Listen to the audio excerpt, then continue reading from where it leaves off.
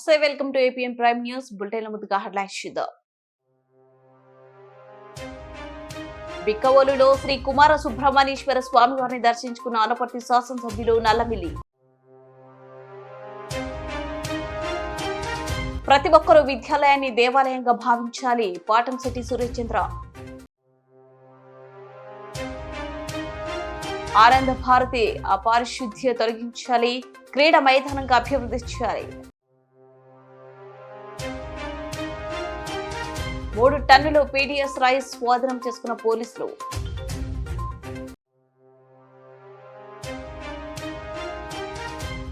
జిల్లా యువత జిల్లా యువ ఉత్సవంలో పాల్గొనండి, గోడపత్రి ఆవిష్కరణ.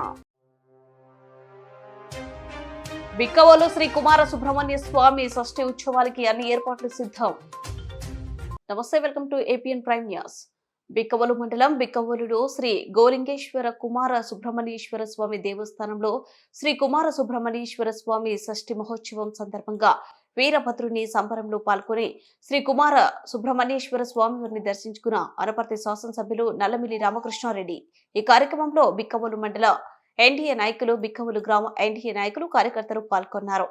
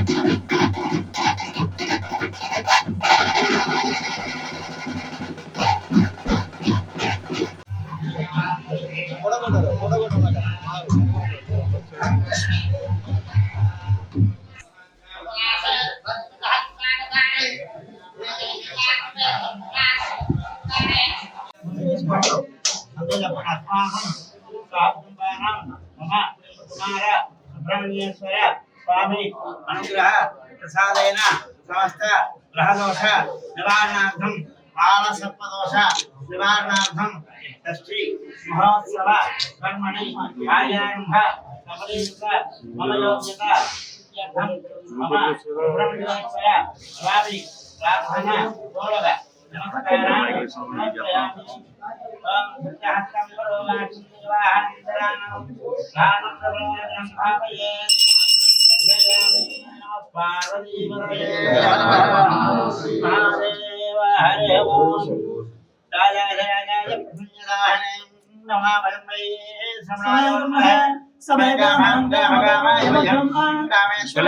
ఎమ్మెల్యే కొద్దిగా ఒకసారి ఎలా జరగనా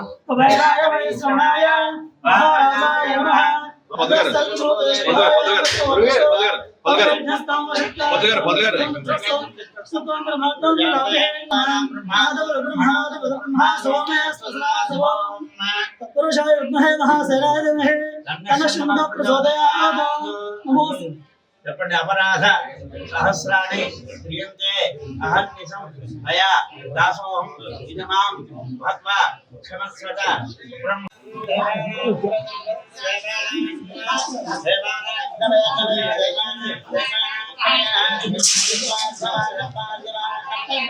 చౌదరి గారు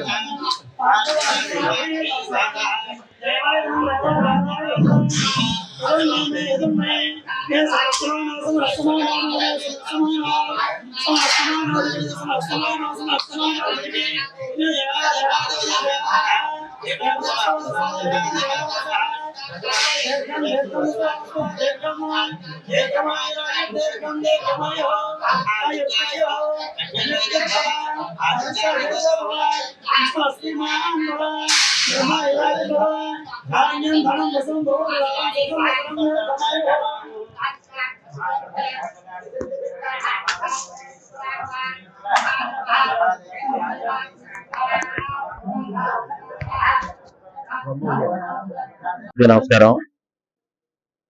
వాళ్ళ 7వ తేదీ నుంచి సుబ్రహ్మణ్యేశ్వర స్వామి షష్ఠి మహోత్సవాలు బిక్కవల్లో అంగరంగ వైభవంగా జరగబోతా ఉన్నాయి. ముఖ్యంగా 7వ తేదీ సుబ్రహ్మణ్యేశ్వర స్వామి షష్ఠి మహోత్సవం ఏదైతే ఉందో దాని సందర్భంగా తెలుగు రాష్ట్రాల్లో అత్యంత ప్రాచుర్యం పొందిన బిక్కవోలు కుమార సుబ్రహ్మణ్యేశ్వర స్వామి ఆలయంలో వారం రోజుల పాటు అత్యంత వైభవంగా ఈ కార్యక్రమాలు నిర్వహించుకోవడం జరుగుతూ ఉంది. తెలుగు రాష్ట్రాల్లోనే కాదు అనేక ఇతర ప్రాంతాల నుంచి కూడా లక్షలాది మంది భక్తులు ఆ వారం రోజులు వచ్చి స్వామిని దర్శించుకోవడం, ముఖ్యంగా ఇక్కడ కుమార సుబ్రహ్మణ్యేశ్వర స్వామి ఈ ఆలయం గోలింగేశ్వర స్వామి ఆలయం ఏదైతే ఉందో చాళుక్యుల కాలం నుంచి ప్రాచుర్యం చెందింది. బిక్కవోలు గ్రామం చాళుక్యుల కాలంలో ప్రసిద్ధి చెందిన ఆధ్యాత్మిక కేంద్రం. దాదాపుగా 108 శివాలయాలు ఈ గ్రామంలో ఉన్నట్టుగా మనకు చరిత్ర చెబుతా ఉంది. అటువంటిది ఇది ఈ రోజు పురావస్తు శాఖ ఆధ్వర్యంలో ఈ ఆలయాన్ని పరిరక్షించుకోవడం జరుగుతూ ఉంది. మరి ముఖ్యంగా ఏదైతే ప్రతి సంవత్సరం కూడా ఈ షష్ఠి ఉత్సవాలు ఘనంగా నిర్వహించుకోవడం జరుగుతూ ఉంది. అదేవిధంగా ఈ రోజు కూడా ప్రభుత్వం, ప్రజలు అందరి సహకారంతో ఈ కార్యక్రమాన్ని అత్యంత వైభవంగా, ఎటువంటి ఇబ్బందులు లేకుండా, ఎటువంటి ఆటంకాలు లేకుండా, ఎటువంటి శాంతి భద్రతల సమస్య లేకుండా నిర్వహించడం కోసం అన్ని ఏర్పాట్లు చేయడం జరుగుతోంది. ముఖ్యంగా ఈ సంవత్సరం ఒక సాంకేతికమైన సమస్య ఉత్పన్నమైంది. ఏదైతే టీచర్స్ ఎమ్మెల్సీకి సంబంధించిన ఉప ఎన్నిక జరుగుతూ ఉందో ఆ సందర్భంలో ఎన్నికల కోడ్ అమల్లో ఉండడం వలన ముఖ్యంగా అధికారులు, ప్రజాప్రతినిధులు సమన్వయం చేసుకుని ముందుకు వెళ్ళడానికి ఒక ఇంత సమస్య ఏర్పడినప్పటికీ ఆ సమస్యను అధిగమించి మరోపక్క అధికారులు, దేవాదాయ శాఖ అధికారులు కానీ, పోలీసు అధికారులు కానీ, రెవెన్యూ అధికారులు కానీ సర్వసన్నద్ధంగా ఉన్నారు. అదేవిధంగా ఉత్సవ కమిటీ, గ్రామం తరఫున ఉత్సవ కమిటీ రాజకీయాలకు అతీతంగా, పార్టీల భేదం లేకుండా అందరినీ కలుపుకుని ముందుకు వెళ్ళడం, పెద్ద ఎత్తున ఈ ఉత్సవాలు నిర్వహిస్తా ఉన్నాం. ఎటువంటి సమస్యలు లేకుండా ముందుకు వెళ్తాం. ప్రజలు కూడా సహకరించాలి. ఏదైనా దర్శనం కొద్దిగా ఆలస్యమైనా అందరూ సహకరించి ఏ విధమైన ఇబ్బంది లేకుండా స్వామివారిని అందరూ దర్శించుకుని స్వామివారి అనుగ్రహం పొందే విధంగా ప్రభుత్వానికి సహకరించమని విజ్ఞప్తి చేసుకుంటా ఉన్నాం. పాఠశాలల అభివృద్ధికి, విద్యార్థుల చైతన్యానికి 7వ తేదీన అన్ని పాఠశాలలో జరిగే తల్లిదండ్రుల సమావేశానికి ప్రతి ఒక్కరూ హాజరు కావాలని పాటంశెట్టి సూర్యచంద్ర పిలుపునిచ్చారు. అన్ని గ్రామాలలో ఉన్న ప్రజాప్రతినిధులు, గ్రామ అభివృద్ధిని కాంక్షించే గ్రామ పెద్దలు, పాఠశాలలో చదువుకున్న పూర్వ విద్యార్థుల తల్లిదండ్రులు, తప్పనిసరిగా ఉదయం 9:30 నుండి మధ్యాహ్నం 1:30 వరకు అన్ని పాఠశాలలో జరిగే తల్లిదండ్రుల సమావేశానికి హాజరై విద్యార్థులను చైతన్యపరచడంతో పాటు విద్యార్థులు ఎదుర్కొంటున్న సమస్యలను ప్రభుత్వ పరంగాను దాతల సహకారంతోనూ సమస్య పరిష్కార దిశగా ఆలోచించడం, విద్యార్థుల ఉత్తీర్ణత శాతం పెరుగుదలకు, విద్యార్థుల క్రమశిక్షణకు, విద్యార్థులంతా పాఠశాలలో మధ్యాహ్న భోజనం చేసే విధంగాను 100% విద్యార్థుల హాజరు కోసం గ్రామంలో పరిసరాలు పరిశుభ్రత, మొక్కల పెంపకం, విద్యార్థుల సమయ పాలన మొదలగు అనేక పాఠశాల అభివృద్ధికి సంబంధించిన అంశాల మీద నూతన విద్యా కమిటీలను ఉపాధ్యాయులను గౌరవిస్తూ సమావేశంలో చర్చించాల్సిన అవసరం ఉందని సూర్యచంద్ర తెలిపారు. వసతులు ఏదైతే ఇక్కడ అన్ని వసతులు తల్లిదండ్రులు చూడాలి, ఇక్కడ భోజనం ఎలా ఉందనేది తల్లిదండ్రులు తెలియాలి. అదే రకంగా టీచర్స్ అందరూ కూడా పేరెంట్స్ కి పరిచయం అవ్వాలి అన్న ఉద్దేశంతో ఇక్కడ జరుగుతున్నటువంటి స్కూల్లో ఒకవేళ ఏమైనా చిన్న ఇబ్బందులు ఏమైనా ఉంటే పేరెంట్స్ ద్వారా టీచర్స్ కి తెలియాలి, టీచర్స్ ద్వారా పేరెంట్స్ కి తెలియాలన్న ఉద్దేశంతో ఈ కార్యక్రమం ఏర్పాటు చేయడం జరిగింది. దయచేసి పిల్లలందరూ కూడా తప్పకుండా ప్రతి పేరెంట్ ని కూడా తల్లిని గాని తండ్రిని గాని తప్పకుండా తీసుకొచ్చే కార్యక్రమం ఆ రోజు చేయాలి. ఇప్పుడు మీరందరూ కూడా మన తల్లిదండ్రులందరూ కూడా గుడికి వెళ్తారా? గుడికి వెళ్తారా? ప్రతి ఒక్కరూ కూడా హిందూ దేవాలయాలకో, చర్చిలకో, మసీదుకో మన ఇష్ట దైవాన్ని దర్శించుకోవడానికి మన దేవాలయానికి వెళ్తాం. అమ్మ పిల్లలందరూని మనం కూడా వెళ్తాం కదా. అదే రకంగా ఇది స్కూల్ ఒకటే కాదు, ఇది కూడా దేవాలయమే. ఈ దేవాలయం పేరేంటి? విద్యాలయం. ఏం పేరు? విద్యాలయం. మనం శివాలయానికి వెళ్తాం, వినాయకుడి గుడికి వెళ్తాం, చర్చికి వెళ్తాం, మసీద్కి వెళ్తాం. అన్ని దేవాలయాలకి ఎవరు ఇష్ట దైవాన్ని ప్రార్థించుకోవడానికి ఎలా వెళ్తామో అదే రకంగా ఇదే దేవాలయం విద్యాలయానికి కూడా మన తల్లిదండ్రులు తీసుకుని రావాలి తప్పకుండా. ఓకేనా పిల్లలు? 370 మంది పిల్లలు ఉన్నారు అందరూని. 370 మంది తల్లిదండ్రులు రావాలి ఇక్కడికి. ప్రతి ఒక్కరు కూడా తల్లిని గాని తండ్రిని గాని తప్పకుండా తీసుకురండి. ఎందుకంటే ఇది మన బడి, మన ఊరు, మన బడి. తప్పకుండా ప్రతి ఒక్కరిని కూడా తీసుకురండి. ఎవరైతే పేరెంట్స్ ని తీసుకురారో వాళ్ళ ఇంటికి అదే రోజు మధ్యాహ్నం నేను వస్తాను, అమ్మ మీరు ఎందుకు రాలేదని చెప్పేసి. ఓకేనా? తప్పకుండా మీరందరూ చెప్పండి. అదే రకంగా మన టీచర్స్ అందరికి కూడా నేను విజ్ఞప్తి చేస్తా ఉన్నాను, ప్రతి క్లాస్ టీచర్ కూడా ఆ పేరెంట్స్ కి ఫోన్ చేయండి. ఫోన్ లేని వాళ్ళు ఎవరు లేరు, దయచేసి పిల్లల దగ్గర నెంబర్ తీసుకుని పిల్లలతో ఒక్కసారి మాట్లాడించి అమ్మ మా క్లాస్ టీచర్ గారు మాట్లాడతారని చెప్పేసి మీ ఫోన్ నుంచే ఇవాళ రేపు ఎల్లుండి ఇంకా టైం ఎలా ఉంది కాబట్టి 7వ తేదీ ప్రతి పేరెంట్ కి కూడా టీచర్స్ దగ్గర నుంచి పిల్లల ద్వారా ఫోన్ వెళ్ళి ఆహ్వానిస్తే ఇంకా ఎక్కువ బాగా వస్తారనేది నా ఉద్దేశం. ఆ ప్రయత్నం కూడా చేయాలని చెప్పేసి కోరుతున్నాను నేను. పిల్లలందరూ కూడా ఆ రోజు వర్షం వచ్చినా ఎండ ఎక్కువ ఉన్నా ఏది ఏమైనా సరే పేరెంట్స్ మీటింగ్ 100% జరుగుద్ది. నేను కూడా పేరెంట్స్ మీటింగ్ కి వస్తాను. అదే రకంగా మన గ్రామంలో ఉన్న పెద్దలందరూ కూడా వస్తారు.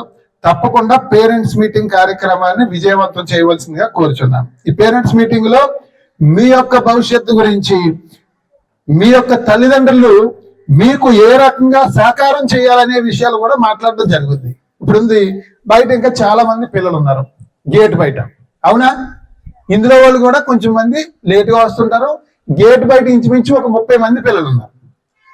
ఆ పేరెంట్స్ బాధ్యత తీసుకుని అమ్మ 9 గంటల్లోపు వెళ్ళిపోవాలి స్కూల్కి అని చెప్పి 8 గంటలకి 8:30 కల్లా ఇంటి దగ్గర బయలుదేరేలాగా పేరెంట్స్ చెప్పాలి. అంటే వీళ్ళు ఏమంటారంటే మా అమ్మ టిఫిన్ సార్ ఇంకా వంగలేదండి తొందరగానే అందుకని లేట్ అయిందని చెప్పి అంటారు, లేకపోతే ఎక్కడికి వెళ్ళమన్నారంటారు. అంటే సమయ పాలన గురించి కూడా మనం పేరెంట్స్ తో మాట్లాడతాం 7వ తేదీన. అంటే ఈ పేరెంట్స్ మీటింగ్ వల్ల మీ అందరికీ ఉపయోగం జరుగుద్ది. సమయ పాలన గురించి మాట్లాడతాం. అదే రకంగా మీరు ఇంటి దగ్గర పుస్తకాలు తీసి చదువుకుంటూ ఉంటారు. అమ్మ నాన్న లేకపోతే నానమ్మ అమ్మమ్మ ఏం చేస్తారు, ఇంటి దగ్గర టీవీ వేసుకుని ఏ సీరియల్లో చూస్తూ ఉంటారు, సౌండ్ పెట్టుకుని మీరు చదువుతూ ఉంటారు. మీ బుర్రలోకి వెళ్తుందా ఇది? దాని గురించి కూడా మనం మాట్లాడతాం. అలాగే అనేక విషయాలు తల్లిదండ్రులకి అవగాహన కల్పించడం కోసం అన్ని విషయాలు, మీకు ఉన్న ఇబ్బందులు కానీ, పేరెంట్స్ ఉన్న ఇబ్బందులు కానీ, టీచర్స్ చెప్పే సమస్యలు కానీ అన్ని కూడా ఒక మంచి వాతావరణం జరుగుద్ది. అదే రకంగా ఇక్కడ పేరెంట్స్ తో ఆటల పోటీలు కూడా ఏర్పాటు చేయడం జరుగుతూ ఉంది. వచ్చిన పేరెంట్స్ అందరికి కూడా మధ్యాహ్న భోజనం కూడా ఇక్కడే ఏర్పాటు చేయడం జరుగుతా ఉంది. ప్రతిరోజు మీరు తినే భోజనం కూడా పేరెంట్స్ మనం కలిపి ఆ రోజు భోజనం చేద్దాం. ఓకేనా? ప్రతి ఒక్కరు తీసుకొస్తారా తల్లిదండ్రులని? Very good. తల్లిని కానీ తండ్రిని కానీ అదే రకంగా ఎవరైనా అమ్మమ్మ ఇంటి దగ్గర నాన్నమ్మ ఇంటి దగ్గర చదువుకునే వాళ్ళు ఉంటారు, ఆ తల్లిదండ్రులు వేరే ఊర్లో ఉంటారు. అలాంటి వాళ్ళు మీ నానమ్మని కానీ తాతని కానీ అమ్మమ్మని కానీ ఎవరినో ఒకటి తీసుకురావాలి. అంటే ఇతర గ్రామాల్లో ఉన్నవాళ్ళు, ఇక్కడ ఉన్న వాళ్ళు మాత్రం తప్పనిసరిగా తల్లి కానీ తండ్రి కానీ రావాలి. ఎవరైతే పేరెంట్స్ ని తీసుకురారో వాళ్ళ ఇంటికి మాత్రం నేను ఆ రోజు సాయంత్రం వస్తాను, వచ్చి జస్ట్ కనిపించి వెళ్తాను. ఓకేనా? మీరు రావాలి కాబట్టి టీచర్స్ మేము వస్తాం. ఓకేనా? Bye all of you.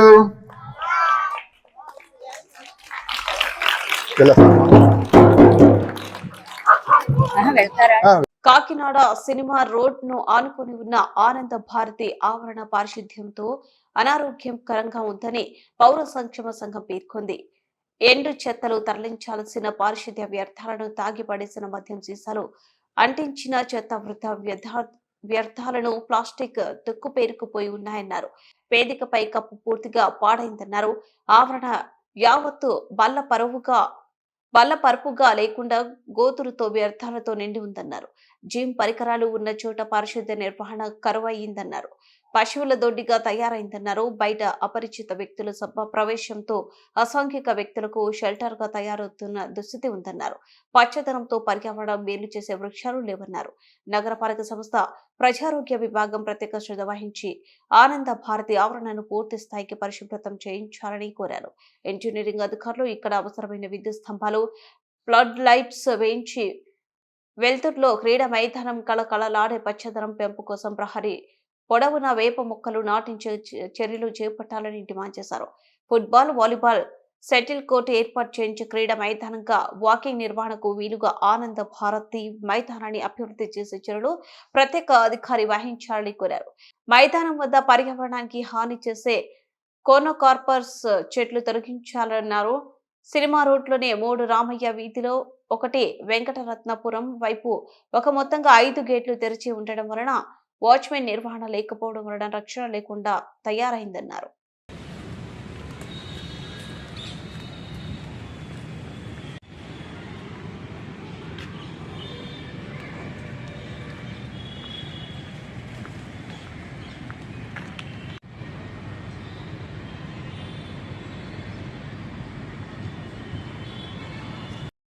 తూర్పుగోదావరి జిల్లా రాజనగరం నియోజకవర్గం కోరుకొండ మండలం శ్రీరంగపట్నం గ్రామంలో వ్యాన్లో సుమారు 3 టన్నుల బియ్యం 80 బస్తాలలో అక్రమంగా తరలిస్తుండగా పట్టుకున్న కోరుకొండ పోలీసులు. వ్యాన్తో పాటు 2 వ్యక్తులను అదుపులోకి తీసుకున్న కోరుకొండ పోలీసులు రేషన్ బియ్యం తరలిస్తున్న రాజనగరం మండలం శ్రీరాంపురం గ్రామానికి చెందిన వ్యక్తిపై కేసు నమోదు చేసిన పోలీసులు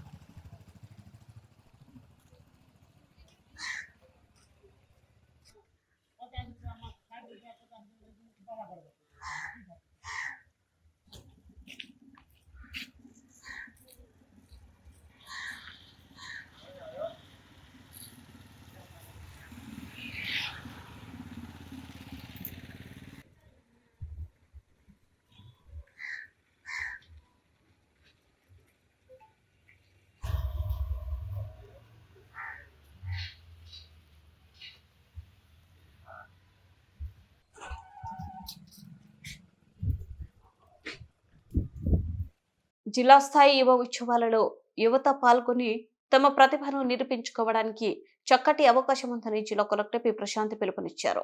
బుధవారం ఉదయం స్థానిక కలెక్టర్ క్యాంప్ కార్యాలయంలో జిల్లా యువ ఉత్సవ గోడ పత్రికని కలెక్టర్ ఇతర అధికారులు ఆవిష్కరించారు. ఈ సందర్భంగా కలెక్టర్ పి ప్రశాంతి మాట్లాడుతూ వివిధ రంగాలలో యువతను ప్రోత్సహించడంతో పాటు వారిలో నీడీకృతమైన ప్రతిభను పెంపొందించడం లక్ష్యంగా యువ ఉత్సవ్ కార్యక్రమాలను నిర్వహిస్తున్నట్లు తెలిపారు. భారత ప్రభుత్వ యువజన వ్యవహారాలు మరియు క్రీడలు మంత్రిత్వ శాఖ, రాష్ట్ర ప్రభుత్వ నెహ్రూ యువ కేంద్ర ఆధ్వర్యంలో ఆదికవి నన్నయ్య యూనివర్సిటీ రాజనగరం నందు డిసెంబర్ 11వ తేదీ జిల్లా యువ ఉత్సవ్ పోటీలను నిర్వహించనున్నట్లు పేర్కొన్నారు. ఈ జిల్లా యువ ఉత్సవ్లో అంశంపై స్పీచ్, పెయింటింగ్, కవిత్వం, మొబైల్ ఫోటోగ్రఫీ విభాగాలలో వ్యక్తిగత పోటీలు మరియు cultural, traditional, folk, science exhibition Mela పోటీల్లో గ్రూప్ మరియు వ్యక్తిగత పోటీలు ఉంటాయన్నారు. జిల్లా స్థాయి పోటీలో గెలుపొందిన వారిని రాష్ట్ర స్థాయి క్రీడలకు పంపడం జరుగుతుందని పేర్కొన్నారు. బిక్కవోలు శ్రీ కుమార సుబ్రహ్మణ్య స్వామి షష్ఠి ఉత్సవాలకి అన్ని ఏర్పాట్లు సిద్ధం. తూర్పు గోదావరి జిల్లా అనపర్తి నియోజకవర్గం బిక్కవోలు మండలం బిక్కవోలు గ్రామంలో వెంచేసి ఉన్న తూర్పు చాళుక్యుల నాటి 11వ శతాబ్దం నిర్మించిన ఆలయంలో శ్రీ కుమార సుబ్రహ్మణ్య స్వామి ఆలయ రాష్ట్రంలో అతి ప్రాచీన దేవాలయాలు, ప్రాముఖ్యత కలిగిన ఆలయం. ఈ నెల 6వ తేదీ నుండి 12వ తేదీ వరకు సుబ్రహ్మణ్య స్వామి షష్ఠి ఉత్సవాలు ఘనంగా జరుగుతాయని రాష్ట్రంలో నలుమూలల నుండి భక్తులు స్వామివారిని దర్శించుకుంటారు. షష్ఠి ఉత్సవాల్లో భాగంగా అనపర్తి నియోజకవర్గం ఎమ్మెల్యే నల్లమిల్లి రామకృష్ణారెడ్డి స్వామిని దర్శనం చేసుకుని ఉత్సవాలు ఏర్పాట్లు పరిశీలించి భక్తులకు ఎటువంటి ఇబ్బంది లేకుండా చూడాలని ఆలయ కమిటీ వారు సూచించారు. తూర్పు గోదావరి జిల్లా ఎస్పీ నరసింహన్ బిక్కవోలులో పర్యటించి భక్తులు వచ్చే ఏరియా స్థానం, ఘాట్లు, అక్కడ భద్రత ఏర్పాట్లు, అలాగే ట్రాఫిక్ ఇబ్బంది లేకుండా ఆలయ కమిటీ వారు తీసుకునే జాగ్రత్తలు భక్తులందరూ పోలీసు వారికి కమిటీ వారు ఇచ్చే సూచనలు పాటించాలని తెలియజేశారు.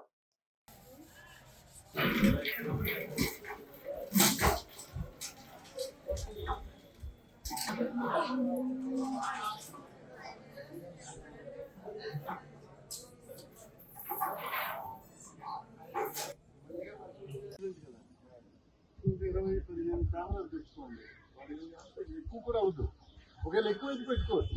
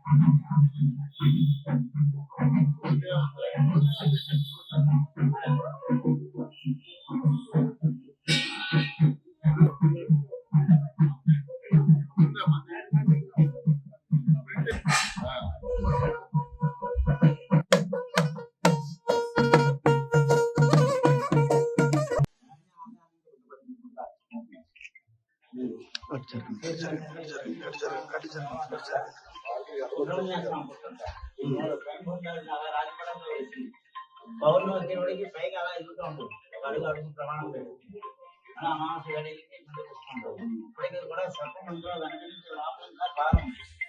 ఎప్పుడొక్కడ స్వామి నివాసం ఉన్నట్టుగా తెలుస్తుంది. ఎప్పుడొక్కడ దర్శిస్తుంటారు ప్రాంగణాల్లో. రాత్రి భాగంలో పాలన లేని చేస్తే తెల్లవారికి ఖాళీగా ఉంటుంది. ఈ మార్గశిర మాసంలో మనకి ఆంధ్రాలో ఇక్కడ ప్రథమంగా ప్రారంభం కట్టాల్లో షట్క్షేత్రాలు 6 వాటిలో ముందుగా ఇక్కడ కుమార సుబ్రహ్మణ్య స్వామిగా సంతానగారుని ఇక్కడ ప్రారంభమవుతుంది ఉత్సవాలు. ఈ సుబ్రహ్మణ్య స్వామి అంటే మార్గశిర శుద్ధ షష్ఠి లగాయతు దశమి వరకు ఉత్సవాలు చేస్తారు. ద్వాదశి నాడు మహానదానం. ఇక్కడ స్వామికి ఏంటంటే స్వప్నంలో సంతానం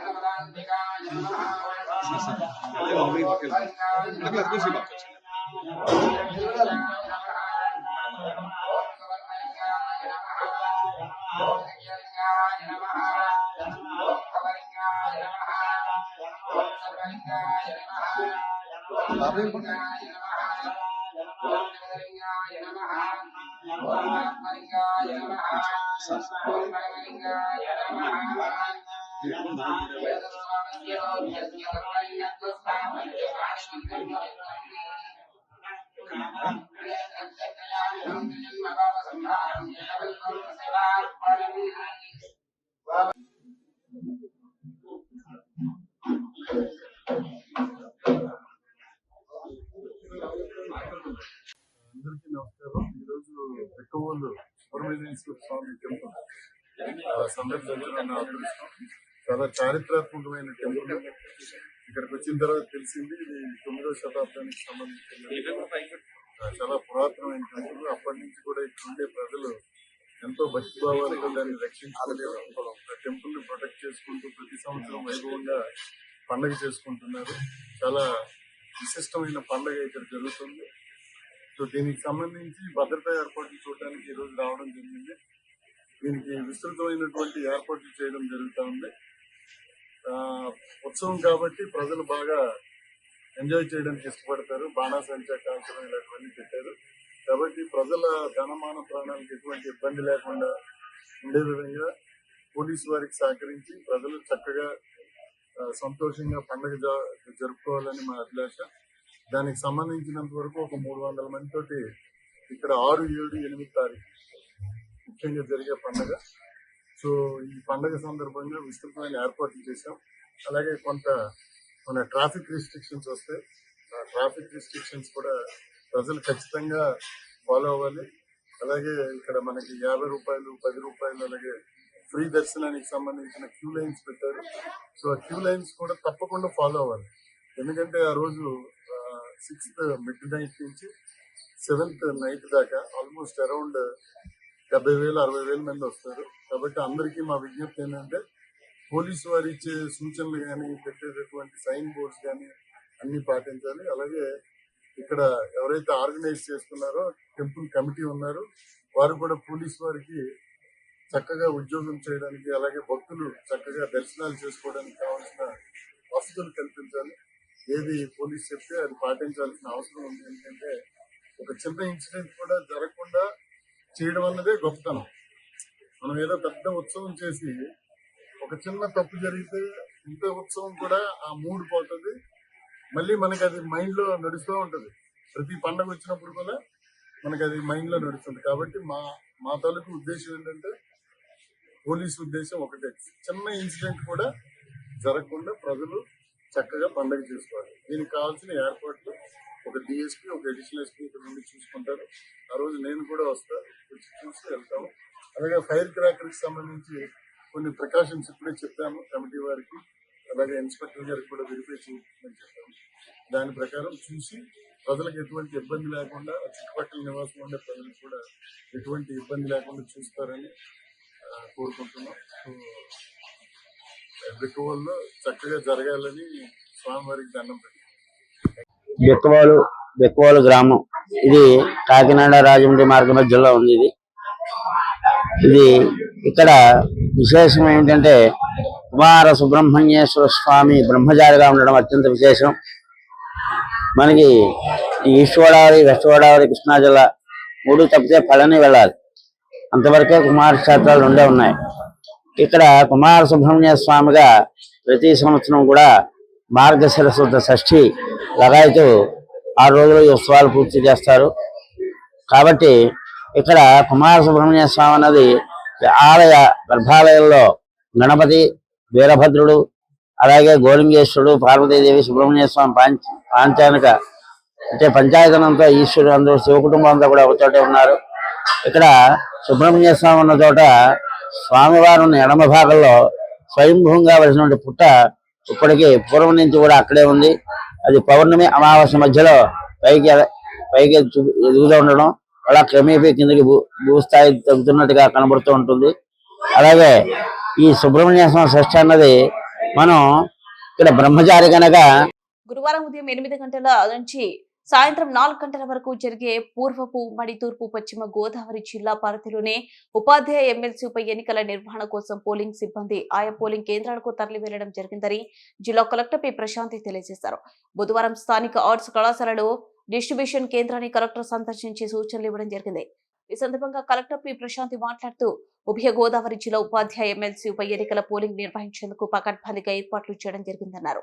డిసెంబర్ 5 గురువారం పద్ధతిలో ఉదయం 8 నుంచి సాయంత్రం 4 గంటల వరకు పోలింగ్ నిర్వహిస్తున్నట్లు సంబంధిత అధికారుల సిబ్బంది ఆయా పోలింగ్ కేంద్రాలకు తరలి వెళ్లడం జరిగిందని తెలిపారు. పోలింగ్ ప్రక్రియ పూర్తి అయిన తదుపరి ఆయా పోలింగ్ సామగ్రి ఆర్ట్స్ కళాశాలలో ఏర్పాటు చేసిన రిసెప్షన్ కేంద్రానికి తరలించి బ్యాలెట్ బాక్స్ ఇతర పత్రాలు భద్రపరచనున్నట్లు తెలిపారు. తదుపరి వాటిని అత్యంత భద్రత మధ్య కాకినాడకు తరలిస్తామని తెలియజేశారు. ఓట్ల లెక్కింపు డిసెంబర్ 9న కాకినాడలో నిర్వహిస్తున్నట్లు తెలిపారు.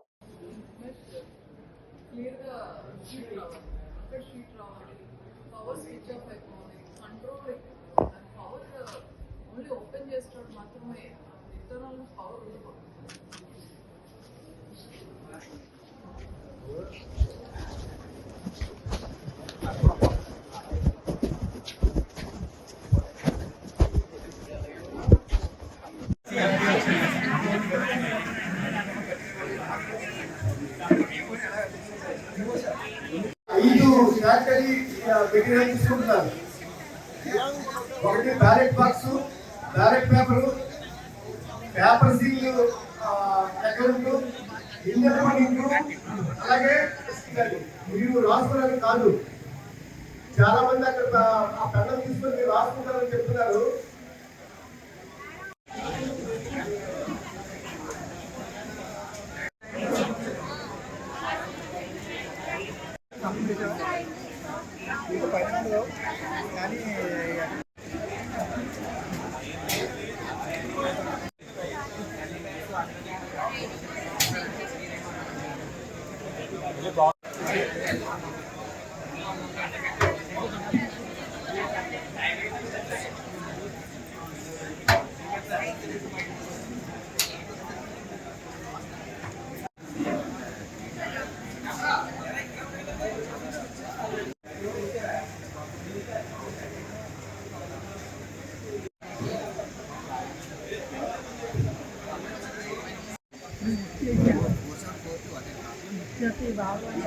ప్రజలు చేసుకోవాలి. పిఓస్ ఎవరైతే ఉన్నారో చెక్ చేసుకోండి, పర్వాలేదు. కొన్ని పెన్స్ సో ఆ పెన్ అనేది సరిగ్గా పనిచేస్తుందా లేదనేది కూడా చెక్ చేసుకోండి. ఇది పిఓ వాళ్ళకి అర్థంలో ఉంచుకొని అక్కడ మీరు పోలింగ్ స్టేషన్ లో అవి జాగ్రత్తగా యూజ్ చేయాల్సిన అవసరం ఉంటుంది.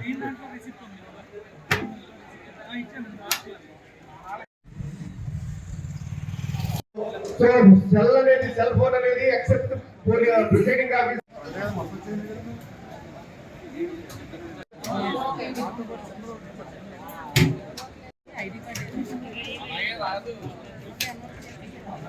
పక్కన రాసుకుంటే మిస్ అయింది అని చెప్తారు. లైన్ లో సీరియల్ మిస్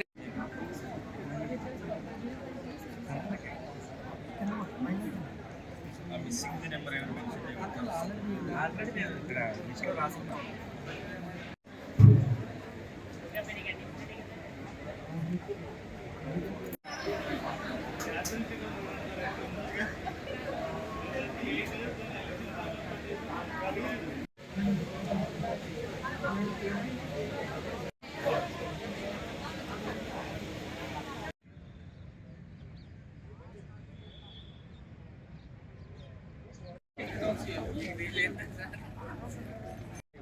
బులెటిన్ ముగించే ముందు హెడ్లైన్స్ మరోసారి. బిక్కవోలులో శ్రీ కుమార సుబ్రహ్మణ్యేశ్వర స్వామి వారిని దర్శించుకున్న ఆనపర్తి శాసనసభ్యులు నల్లమిల్లి. ప్రతి ఒక్కరూ విద్యాలయాన్ని దేవాలయంగా భావించాలి, పాటంశెట్టి సూర్యచంద్ర. ఆనంద భారతి అపారిశుద్ధ్య తొలగించాలి, క్రీడా మైదానంగా అభివృద్ధి చేయాలి. 3 టన్నులు పీడీఎస్ రైస్ స్వాధీనం చేసుకున్న పోలీసులు.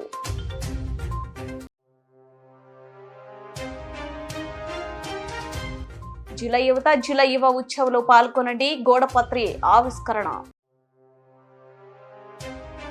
బిక్కవోలు శ్రీ కుమార సుబ్రహ్మణ్య స్వామి షష్ఠి ఉత్సవాలకి అన్ని ఏర్పాట్లు సిద్ధం.